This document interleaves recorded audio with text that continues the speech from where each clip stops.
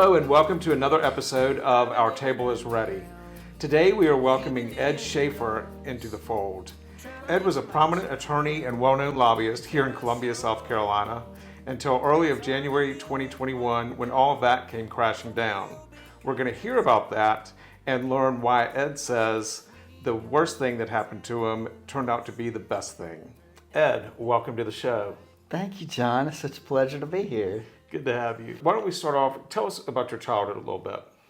I really had a great childhood. Mom and Dad really kind of put everything to me and my younger sister, gave everything to us. My younger sister's 2.5 years younger than me. We were raised, born in Rock Hill, lived in Florence and then Hartsville. I say I'm from Hartsville, Red Fox. But we were in the Baptist church growing up. Encouraged to do a lot of extracurricular activities. I did football, wrestle, band. I grew late. That was a little, I think, part of my story. I still...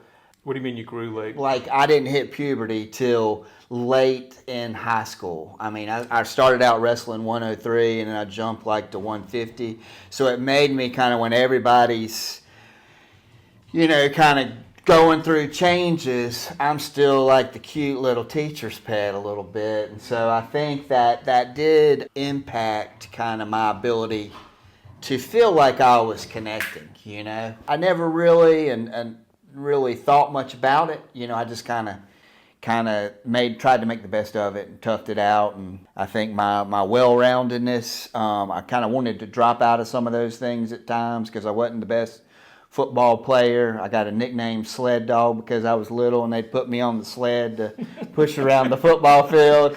So, there were a couple times I wanted to quit, but I became known as like the tough, the scrapper, wrestling, and I got a full scholarship to the Citadel. And then that's kind of when I got some hair on my legs and my ego started to inflate. You got a full academic scholarship or wrestling? Yeah, well, it was a full academic scholarship, but I think it was a large part because I don't consider myself really that smart. But were they having a slow year? Yeah, right. I think it must have been like my well-roundedness. Now I'm more well-rounded in more ways than one. Right, yeah. Sled dog indeed. Right. So tell us about the Citadel. What was that like for you? It wasn't fun the knob year. But they really tried to get me in band company, and I was told I needed to carry a rifle and don't be in band, and I really wasn't. I didn't really know what to expect. Who told you that?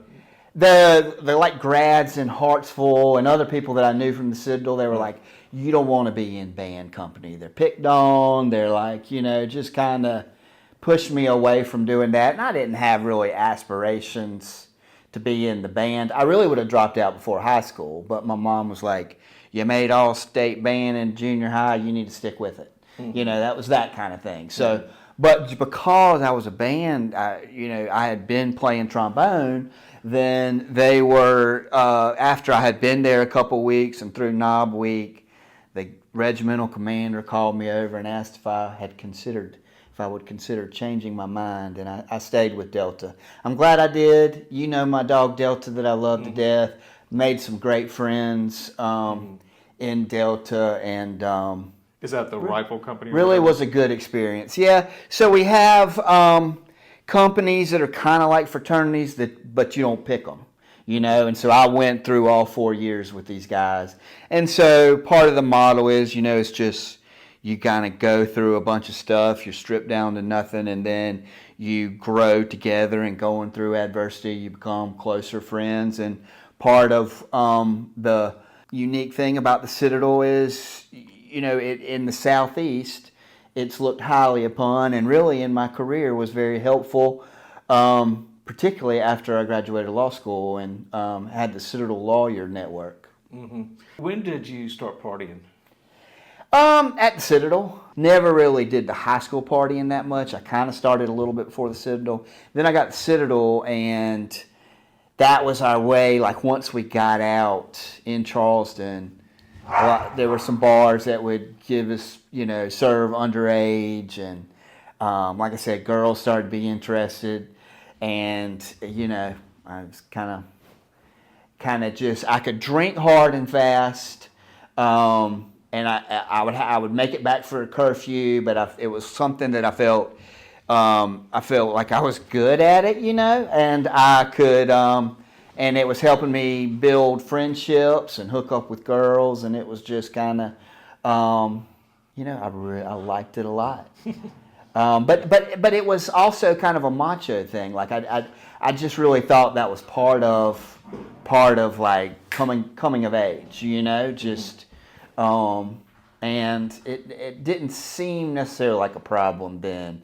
Now looking back, I can see instances where, I was drinking more than most. I thought I was just unique. I also enjoyed running and was pretty physically fit back then, and so I could push myself hard in that way. I pushed myself hard in studying, and I pushed myself hard in drinking. I was like kind of work hard, play hard mentality. Exactly. What point did you decide to be a lawyer? Not at the Citadel. I was a biology major. I really loved psychology. I was in the honors program, and I really felt like country come to town because I was from Hartsville, and none of the guys had carried books to class, and I hadn't either. I hadn't really read the classics, and then I get there and like everybody's done that. So I had some catch up to do, and really tried to tell myself I've got to learn to love to learn. I liked math and science. I was good in math and science. I was kind of influenced by my mom, who said you should be a doctor or an engineer. And then when I really liked psychology, she was a little bit like, what are you going to do with that? Like, psychologists, that old school mentality, like psychologists, psychiatrists, hokey, they've got problems too, you don't need to dig deep into your mental health, Right. or whatever. So, so that's kind of how I left Citadel, and then worked in some programs at the medical university. I backpacked around Europe when I graduated Citadel. Then I came back, and I was actually just kind of hanging out in Charleston. I was going to go back to school for something, but I worked in some, wrote some federal grants at the Department of Family Medicine at Medical University, and did some more kind of hospital administrative type things. And so ultimately led me here to Columbia to do this statewide pediatric early literacy program. And I had some great volunteers. I became a guardian ad litem, and that's when I was like, you know what? I might should consider law school. There are a lot of things you can do with a law degree. And I thought maybe hospital administration. I just really didn't know what I wanted to do, Mm-hmm. So, but you got into law school. Yep. You went to USC, Yep. Carolina. Good. How was that? So it was a lot of fun. There were a lot of really smart and interesting people, and I looked at it as fun, like my real college experience, because Citadel wasn't like a real party experience, Mm-hmm. Now, interestingly, I got married right before I went to law school. I knew first year law school was going to be hard. That was a little different because I was a little older going to law school. I didn't go right in because I'd been in Charleston a few years and a year here. And so got married, and my wife liked to entertain, so we would throw law school parties, but then I also would party with my friends. And so that was a real short marriage. When we got a divorce in 3 months. So you were divorced by your second year of law school? Yes. Okay. And then you graduated law school, and what kind of attorney were you? I was a lobbyist. I didn't really know anything about lobbying when I was in law school, and really kind of had clerked in some firms where I was looking at doing more like plaintiff law, trial lawyer work. I was kind of attracted to the $1 million cases and what you see in the movies, appealing to the heartstrings of the jury. I thought I was a salt of the earth kind of guy that really would enjoy that type of thing. Mm-hmm. And that's really the firms that I had been part of. And then local government association reached out to me. I think they liked Citadel Lawyer. There was some Citadel lawyers there, and said, what would you think about this job, lobbying, being a staff attorney here, and we'll pay your salary while you study for the bar. And that was a real attractive thing. And I thought, well, I'll be working with a bunch of lawyer legislators.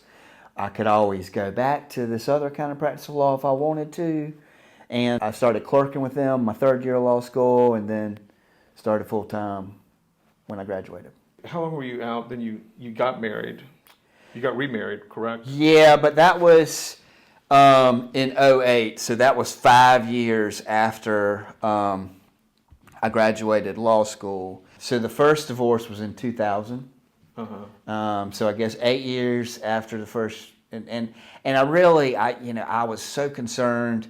My big family, there weren't many divorces in the family. We didn't believe in divorce, and so it was a really hard thing for me to go through. And I think now I've learned so much in recovery that I can look back and say, I just didn't handle that grief. I didn't even really recognize it as grief. I just acted like, oh, I didn't even acknowledge my hurt.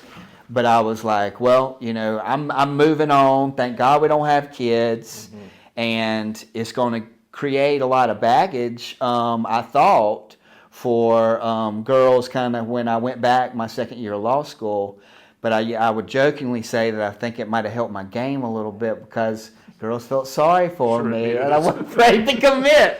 But, now looking back, that was a kind of an odd way for me to think. And I was just hurt, and then I was reckless. I was more reckless, like drinking over the pain of that, the failure of that. My family, they felt sorry for me, and they didn't really know what to do. They didn't like that I just seemed to just blow it off and enjoying partying and not appearing to want to settle down or to have children. My mother really was, I think, a combination of really wanting grandchildren, but also thinking that would help me settle down, So tell us about, you got married, and when did drinking become such a problem that you knew that it was something to look at? I was in such denial. I don't think I really was honest enough with myself to really know, to think that it was a problem. Now that I have this clarity and can really look back and be at least more honest with myself. I know there's probably still areas that I'm not completely honest with myself, but I can look back and really think about my drinking. And my wife now, she married an alcoholic. There were, after that divorce, another real sad thing as we're coming up on Christmas, I was just recently reflecting on my parents would go up to Illinois to visit my dad's parents on Christmas, and my sister tried to have me in Florence with her young children, but I didn't want to go there and be a part of all her in-laws thing. So I would sit at my house getting drunk by myself all day on Christmas Day. And that was before I got married in 2008. And so, I always seemed to be, in my mind, it was kind of a part of my job, a part of lobbying was entertaining. So drinking really was a part of my job, and I always thought, well, this is just what I do. And I didn't get terrible hangovers, might because I was still kind of drunk the next morning.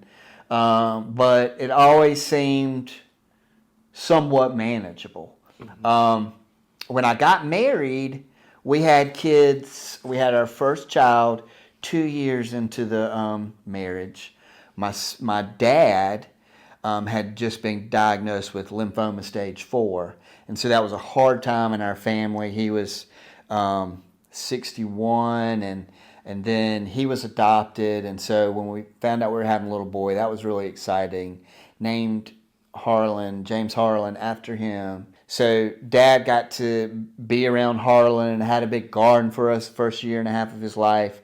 That was a real special time, but then it was really hard when Dad died and we had a year and a half old and wasn't sleeping great. I probably could sense that the house, And I started drinking more. Once again, I didn't really know how to grieve over a loss. And I just drank more to kind of mask feelings. I think that's a large part of my story. I've always felt like I've probably felt a little too much than I thought guys should feel. Mm-hmm. And it helped me to even my emotions, to chill out. As you might can see, I'm kind of intense. So, I try to be calm. Yes.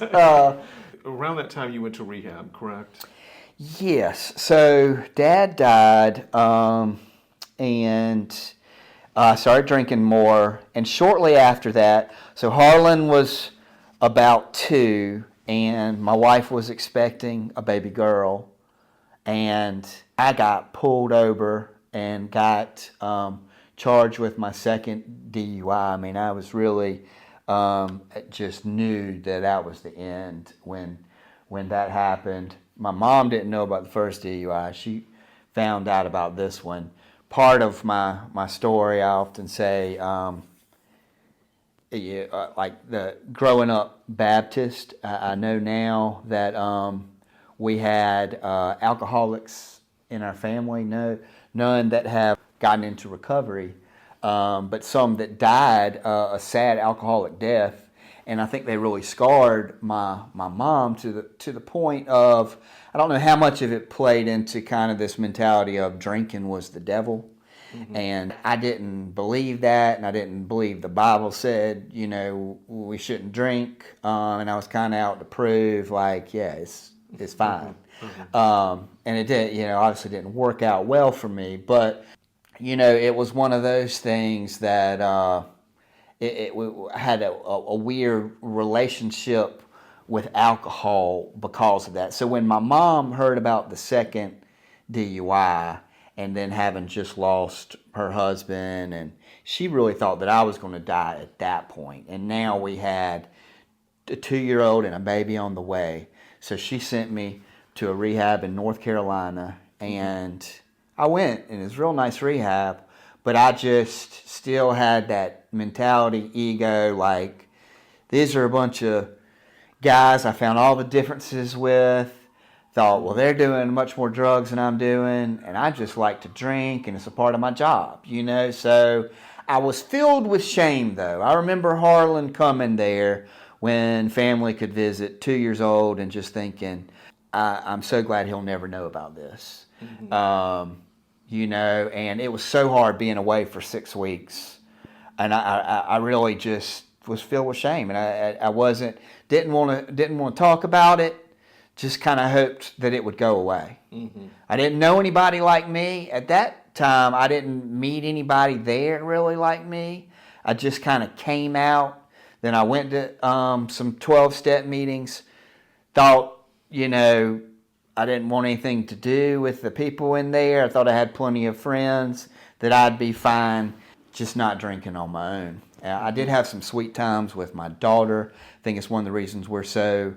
have a special bond today. I've heard some of it's just, daddies and their little girls, but both my children are just so special to me and mean so much to me. But I had some opportunity because I was in the middle of a job change where I wasn't working, so I had some opportunity to stay home with her as a baby. I wasn't drinking, but it took about a year. I wasn't really keeping track, and then I started drinking again.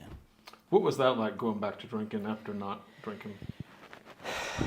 Oddly, you would think that I would have been a little more like, I've been to rehab, I might be an alcoholic, I shouldn't do this. First of all, that's what you would think. Mm-hmm. But you'd at least think if I did, I would have been more concerned than I was. I think I was like, I probably shouldn't drink a lot, but I think it's a real, it illustrates the capacity, the scary capacity I have to block something out, to like not even think about it. I'll have that passing thought, like, probably need to be careful. I think it probably happened like at a Carolina tailgate. Had a couple just being around those same folks that I had always, hung out with, and then next thing I know, I'm back to my old ways, and my poor, precious angel of a wife didn't know what to do. I mean, we had a 2-year-old and a baby. She thinks, well, maybe this time's different. None of us really knew about addiction. We'd heard some things, but we were hoping that maybe I wasn't really an alcoholic, and maybe I am going to be able to handle it this time. And I would. It had already been the classic kind of things like, well, just Wednesday through Sunday, and then it would be all week, or then I was having to hide it some, and so it really was sad what a struggle it was that I couldn't even acknowledge that it was. And we talk about addiction being a family disease too. What my wife had to endure and still kind of is enduring, and us trying to heal and hopefully rebuilding our marriage. After I got back, the drinking, it was 9 years later, and we'll go ahead and skip. Like, do you want to go on to the next rehab stint? Well, the lower bottom, or should we say that it got? Yeah, it did not work. The Wednesday through Sunday didn't work. It eventually got worse and worse, as it often does. Not every time, of course, but 99% of the time we hear stories where, it just doesn't work out and people don't make it back. But you did make it back, and tell us what propelled that. Well, yeah, I love the way you phrase that, because I do feel so fortunate to be alive and to have made it back. And it's kind of wild how it's all played out, because I ended up working my way up through those 9 years of back to drinking into like a dream job, working with a great friend, wonderful clients. I couldn't really have asked for anything more there. And just so excited about the growth. Family's doing great. Everything really looks great. And then COVID. I've jokingly thought about took a pandemic to get me sober, but really that did shine a light into, my drinking. It first of all allowed me, when we were, I thought the CEO handled it at the law firm I was with, handled it great, but we were able to work from home. I was doing a lot of Zoom calls. I had the opportunity to go to Edisto, but I found myself having more opportunities to drink. And that was kind of the slow spiral for me, or maybe it was a fast spiral there at the end. But, it also was just being disconnected. I'm a very social person, and then the alcohol made me more and more disconnected from people, from God, my family, from so many things that I love, from who I am. That was, COVID was really when I started it, a lot of things with, my marriage, and the drinking escalated. And that's really when, towards the end of that, when we started being able to go back in bars, I was going out, like I was single or something, and, just out kind of acting like I didn't have a family, and ended up, it started out with good intentions, doing yoga, which I love, with my dog Delta. And then it turned into an all-day drinking affair where I stayed at someone's house, and then some allegations were made against me, and I thought, that they were, that it was something that wasn't going to be an issue, and once again, it was kind of like me, I think, just thinking, well, that this will pass, that this isn't going to be an issue. And it made me drink more over it. And then ultimately charges were brought. When that came out, I lost my job and I didn't know what to do. It was humiliating. My very, private, soft-spoken wife was crushed, kind of blindsided her. And I mean, I was just really sick. You were on boards Yeah, I was on the board of leukemia. I was on the board and like a lot of boards, and I was very active in my church. Just kind of everything gone, and it almost felt like a funeral. I am the type that kind of tries to see the glass half full, and so I remember even in those drunken, sad days, I kind of looked at it. I had all these people calling me and be like, I know this isn't true. This is crazy. And so I really did have a lot of support. And I remember telling people, like, it's like having a funeral and being alive for all the people, that care about me. My wife was a teacher, had to kind of try to keep the family on track. And I didn't know what to do. I was so far in my addiction. I thought to myself that I was just going to have to wait this out till the truth came out. I didn't really think I could find a job. So I just sat at pretty much at like creeks and ponds around my house and drank all day with my dogs. Mm-hmm. Now looking back, it seems pretty sad. Yeah. I do like being outside and I do love dogs, but I think my family was really, they didn't know what to do either, mm-hmm. and really sadly, but truthfully, I think at first they tried to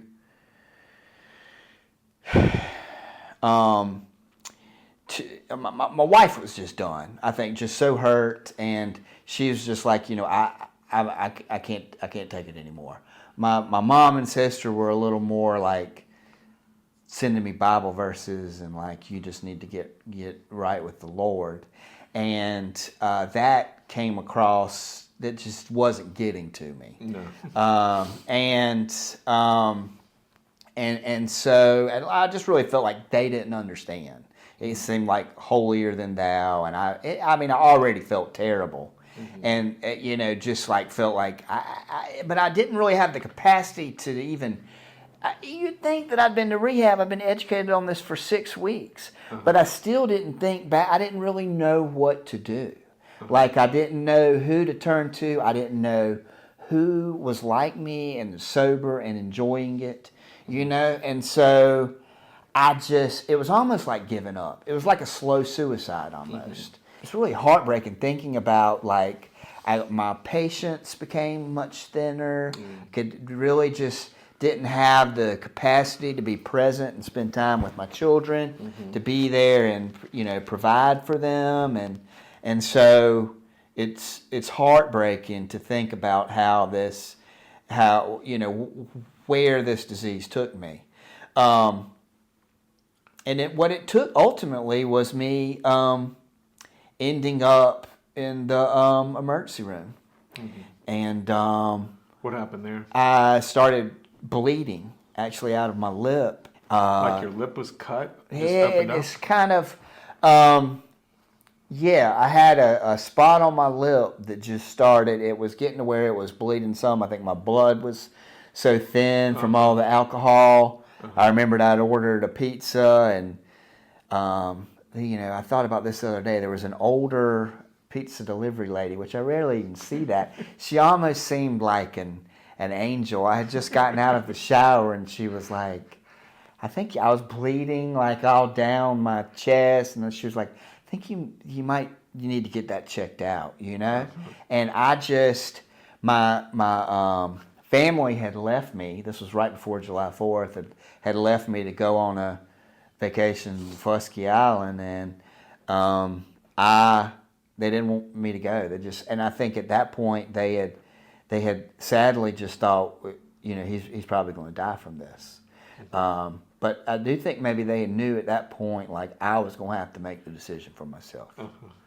And so, I went to the ER, had a really high blood alcohol level, and stayed there. And they came back from Defusky, and then they really thought I was going to have some liver damage. I didn't have liver damage, miraculously.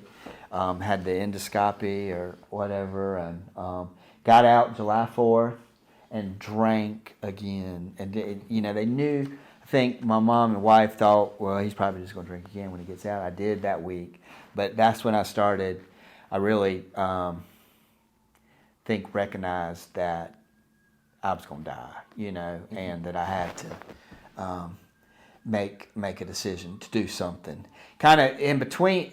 I can't forgetting a little bit of the timeline, but I think before that, my wife had decided that she would take me to Lorraine, to an organization here to detox, but I didn't. I left. You weren't ready. Fast. I wasn't ready. Yeah. And it took me. I went back to the same rehab I'd gone to, and really that is when my mom drove me up there. I was drinking all the way, but once I got there, I remember that feeling like when I went the first time. It was kind of like in the detox, like it's over. I can rest now. But this time it was different because I was, as you had taught me that I was willing this time to try to figure this thing out. I first was open-minded enough to accept that I was an alcoholic, and then honest enough with myself, and then willing to do what was suggested for me to do. Then you get sober, you stay sober, you get out of rehab, and you go home to everything like it was. Yeah. What was that feeling like? Are you feeling like you've got a 12,000 mountain to climb every day, or were you ready for it?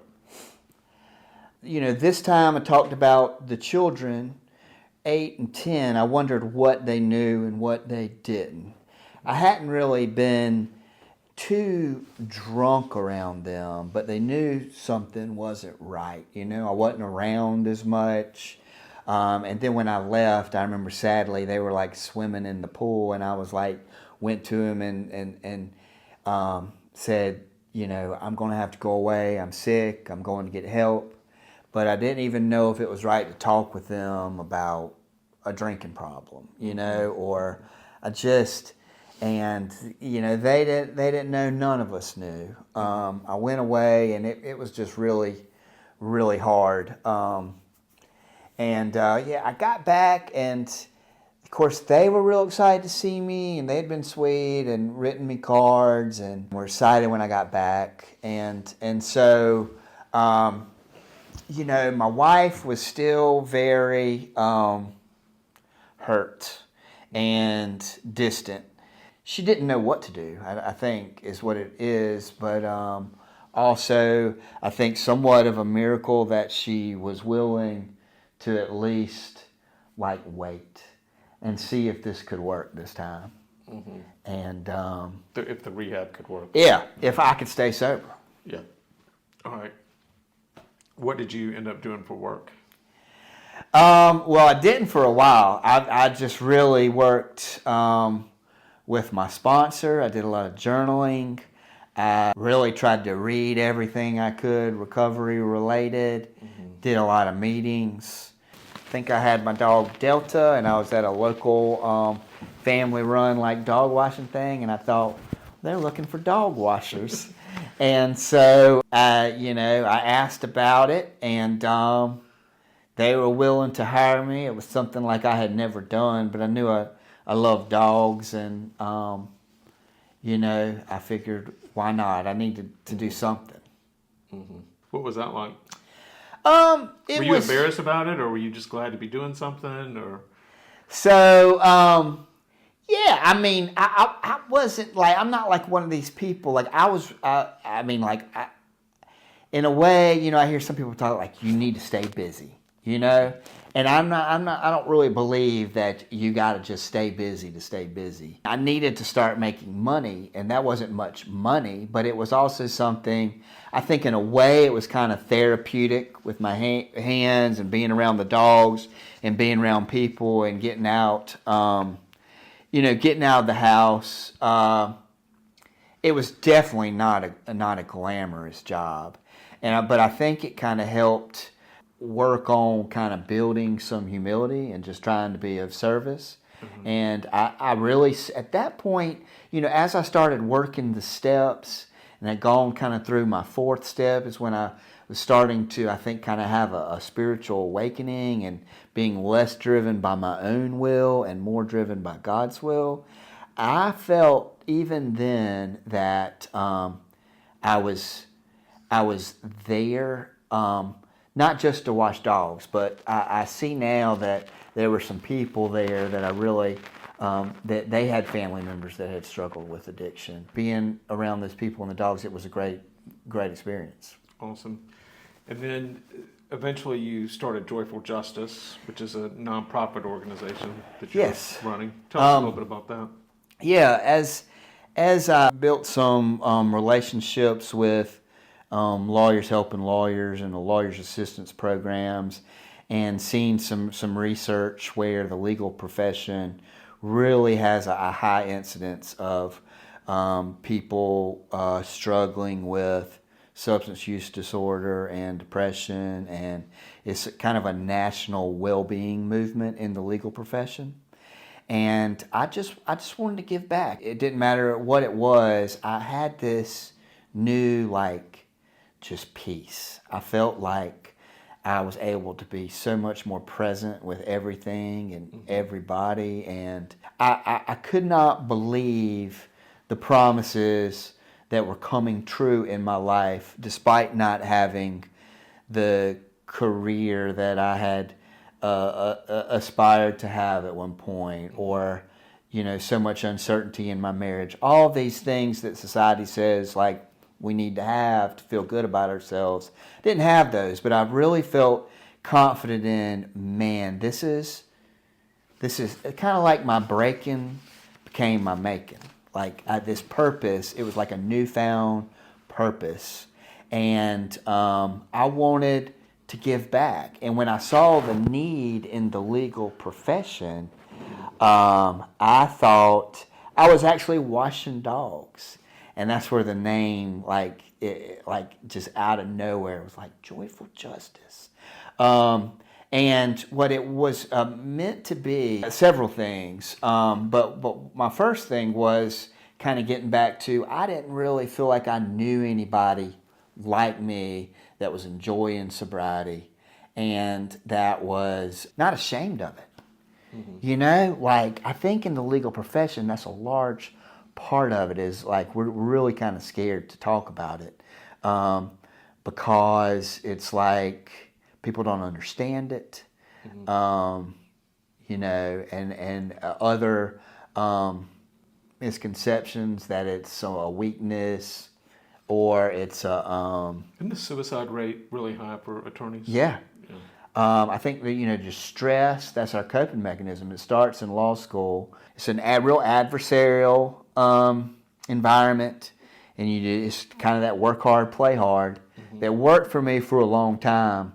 But so there's three components to Joyful Justice: service, advocacy, and connection.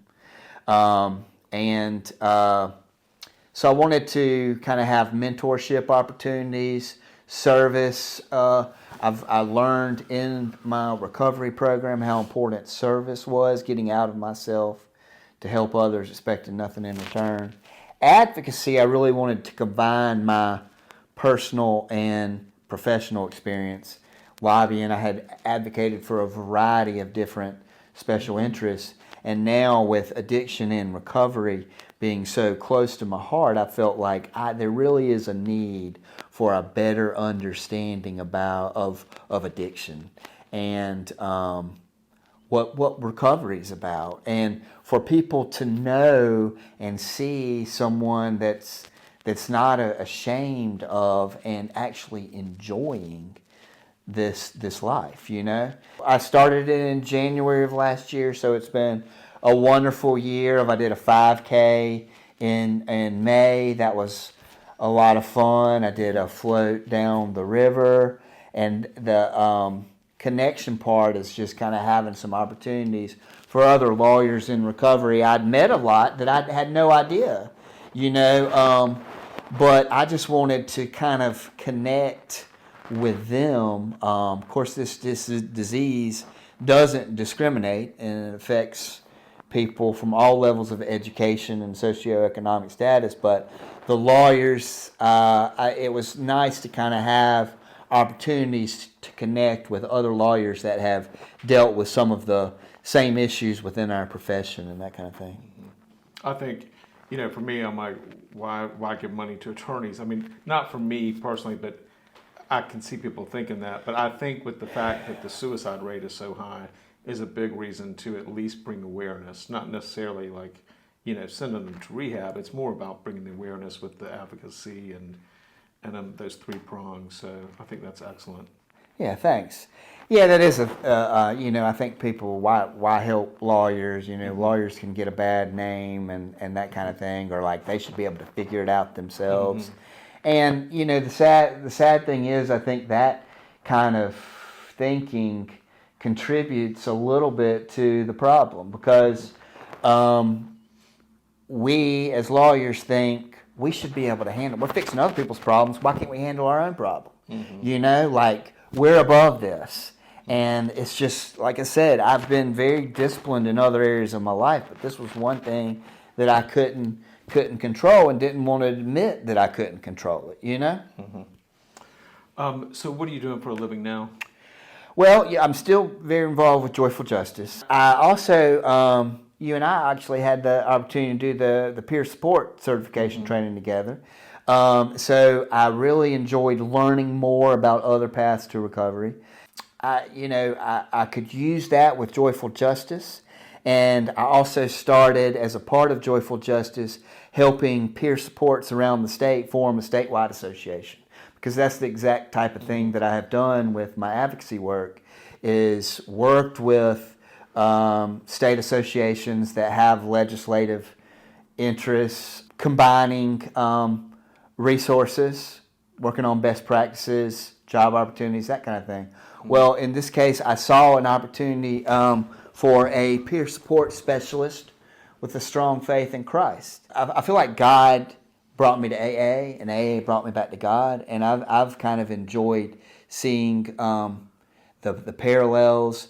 The 12 steps has helped me connect a lot of things with what I had learned growing up, and am learning more now, kind of looking at the Bible and where the 12 steps were founded.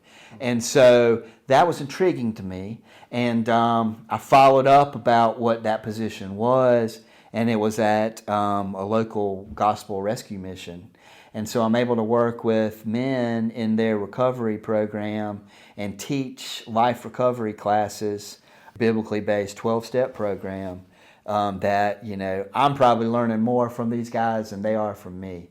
But there are a lot of inspiring guys that have had much harder childhoods and, you know, traumatic experiences in their lives a lot of times, that are making the decision to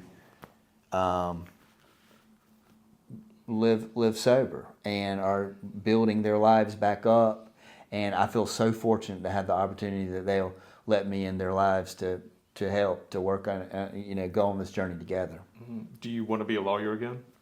I want to get my license now that my charges are being dismissed and expunged. I want to get my license back. It was put under an interim suspension, which, as lawyers, we preach innocent until proven guilty, and I feel like it's kind of been the opposite here. But, I think for the principle of it, I want to get my license back. I really feel like my calling more is to help lawyers dealing with addiction. And I don't know if I will do that through, Joyful Justice, combination with other, lawyers assistance programs or what. But or some type of advocacy around recovery-related issues.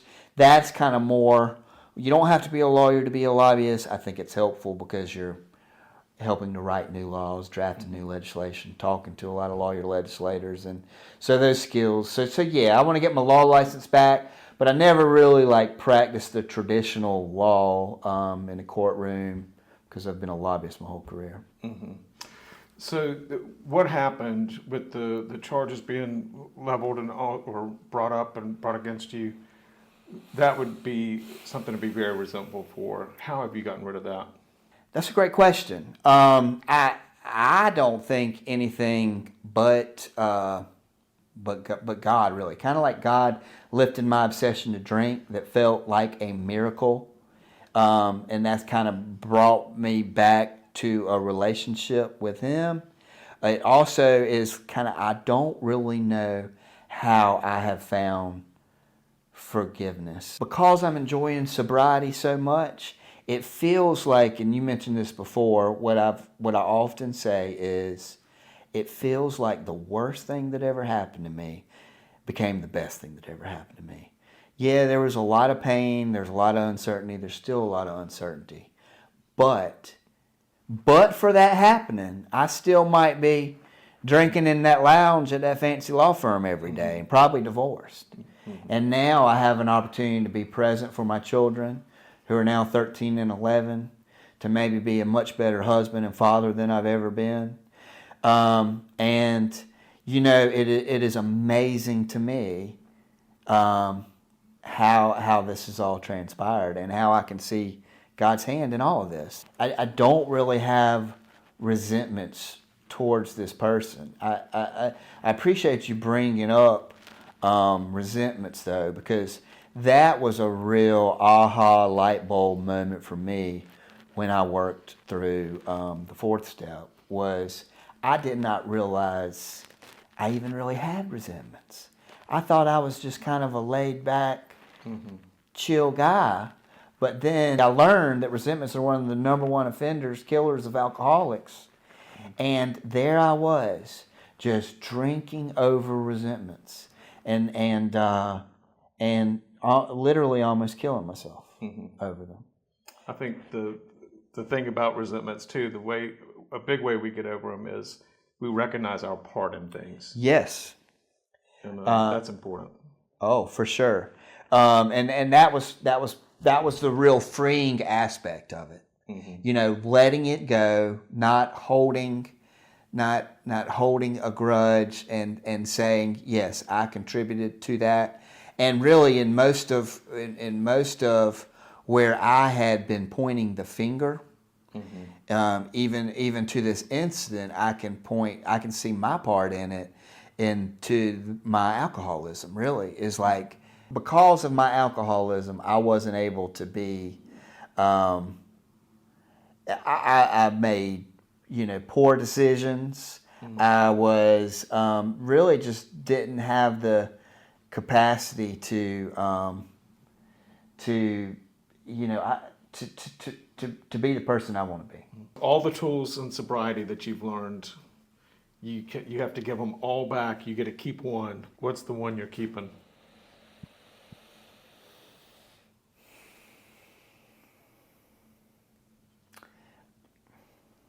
God, there's so many great ones, and I have a hard time picking food. I have a hard time picking,